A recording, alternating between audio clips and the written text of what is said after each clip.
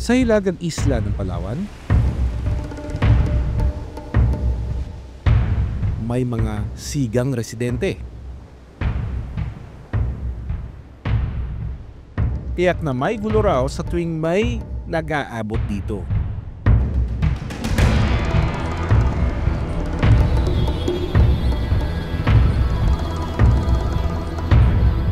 Lalo na ang usapan, kaninong teritoryo at sino ang una sa pagkain dito.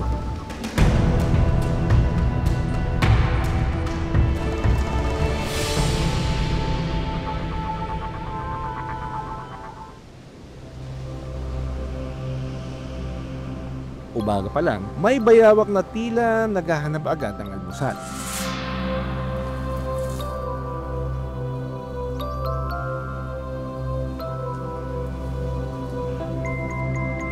Gamit ang kanyang dila, inaamoy niya ang paligid.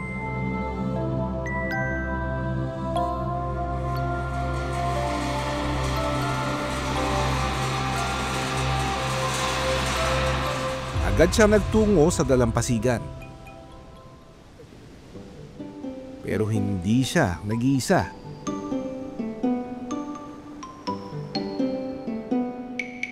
Dahil ganito ang gawi ng bawat bayawak sa isla. Habang wala pang almusal, may ilang bayawak na pinili munang mag-bask o magpainit sa araw.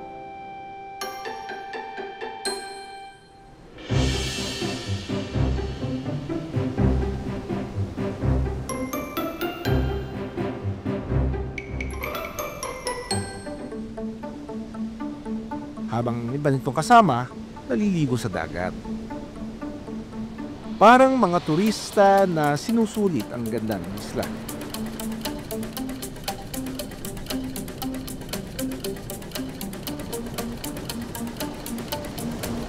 Ginagamit ng mga bayawak ang kanilang buntot sa paglangoy na parang propeller.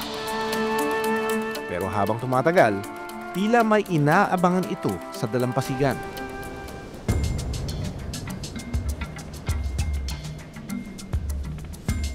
Pasulpot-sulpot ang ilan.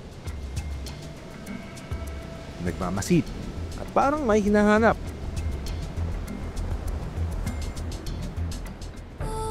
Hanggang sa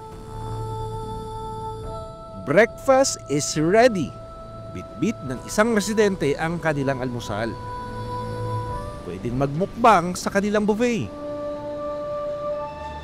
Pero unahan kung sino ang makakarami. Kaya ang mga bayawak dali-daling nagsilapitan.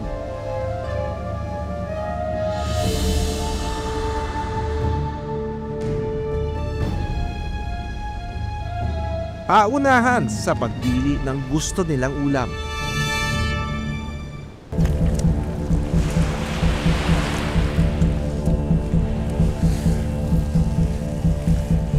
Kadalasang nauuna sa pagkain ang mas palalaking bayawak.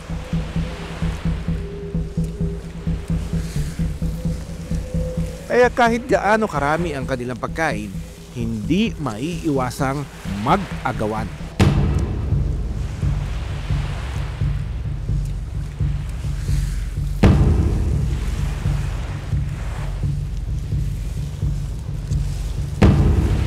Sa pagdating ng iba pang mga bayawak, hindi maiiwasan ang magkagulo. Sa isla na Cariara sa Linapacan, Palawan, isang malaking grupo ng bayawak ang nakatira rito at may kahati ito sa teritoryo. Ang mga tao. Dahil ang isla na tinitirhan ng mga bayawak ay isa palang resort. Kapansin-pansin daw ang dumaraming bilang ng mga bayawak sa isla. Kaya para maiwasan ang engkwentro sa pagitan ng tao at bayawak, binibigyan ito ng pagkain para hindi pumunta sa mga kwarto at kusina roon. Ganitong oras kasi naglalabas na sila ng pagkain kagaya na yan. And yung mga bayawak from all over the resort naglalapitan na kagaya nito. Ang laki oh. It's probably one of the biggest lizards I've seen. Bayawak.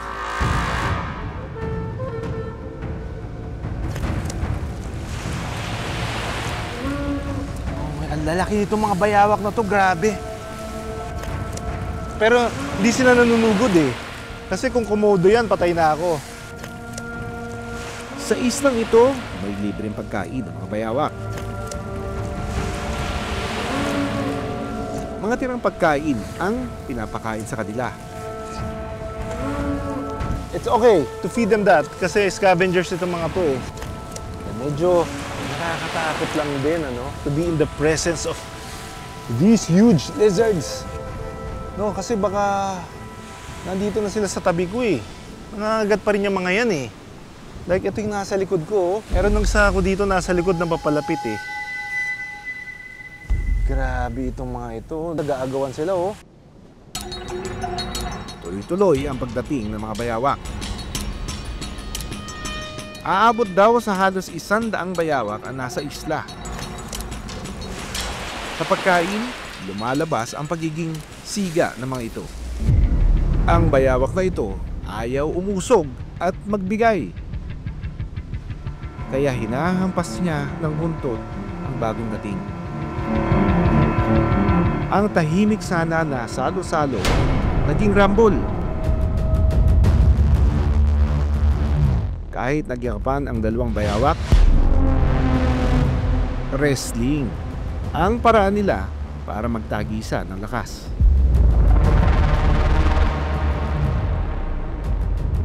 Nakatayo na ang dalawang magkaaway na bayawak.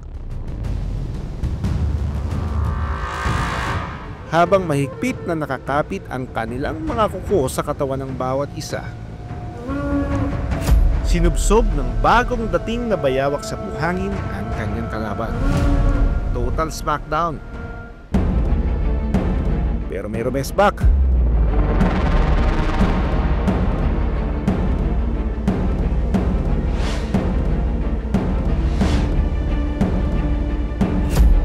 Agad siyang hinamon ng isa pang nakaabang na bayawak.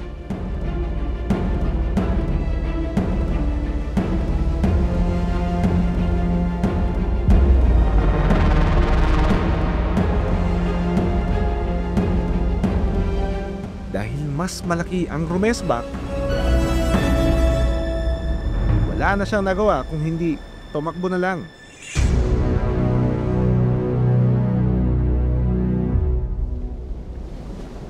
Pagkatapos mag-away, balik sa tibog na ulit.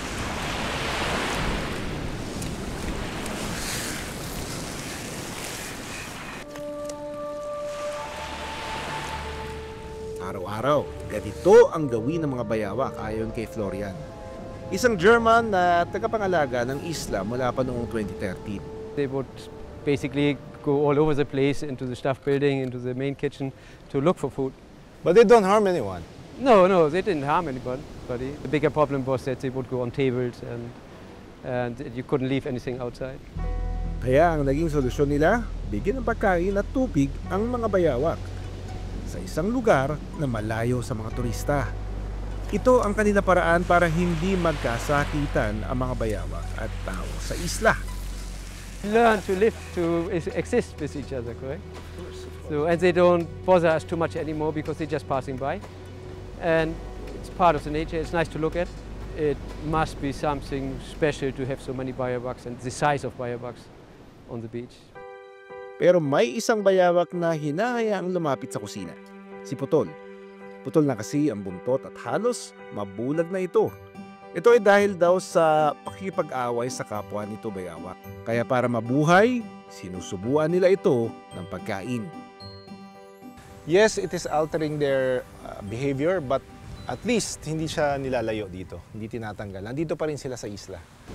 And they're free to go around the whole island to scavenge for food elsewhere. But what happens is yung mga birds na andito, hindi nila nadi-disturb. Yung ibang wildlife rin na hinahunt nitong mga lizards na ito, itong mga bayawak na ito, nabubuhay sila. Merong give and take tayo dito.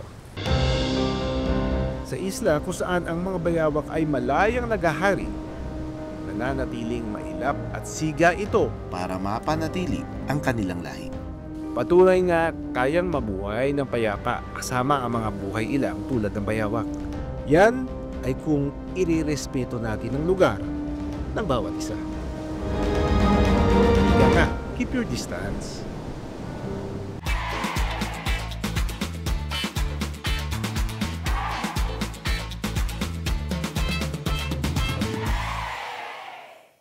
Maraming salamat sa panonood ng Born to be Wild. Para sa iba pang kwento tungkol sa ating kalikasan, mag-subscribe na sa GMA Public Affairs YouTube channel.